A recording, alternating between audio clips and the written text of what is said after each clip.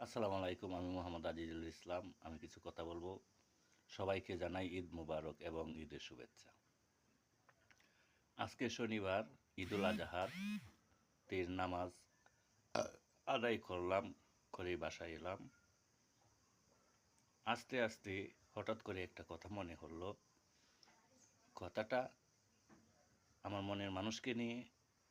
একসাথে চলতাম, একসাথে থাকতাম, একসাথে ঘুরে ফিরে আনন্দ করতাম। হঠাৎ করে দুজন আলাদা হয়ে গেলাম। আমার কাছে মুঠেও ভালো লাগে না। তার কথা আমার সবসময় মনে হয়, কিন্তু আমি তার কথা মনে করলে কি হবে, সে তো আমাকে মনে করে না।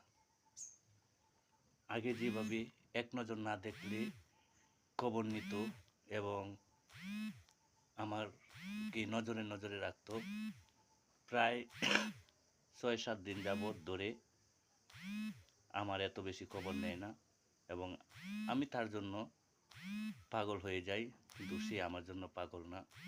আসলে মানুষের মন মানসিক বলতে কিছু নেই।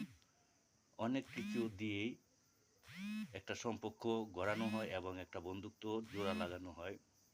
সেই বন্ধুত্বর মর্যাদাটা সে রাখতে পারেনি কখনো, কিন্তু আমি চেষ্টা করব ধরে রাখতে। যদি না পারি তাহলে করার কিছু নেই। আপনারা সবাই দোয়া করবেন যাতে আমাদের দুজনের বন্ধুত্বটা শক্ত হয়ে একত্র হয়ে একসাথে চলতে পারি। কিন্তু আমি তাকে বেশি মনে রাখি না, কারণ সে আমাকে মনে রাখে না। সে যদি আমাকে মনে রাখতো তা আমি অবশ্যই তাকে আমি মনে রাখতাম।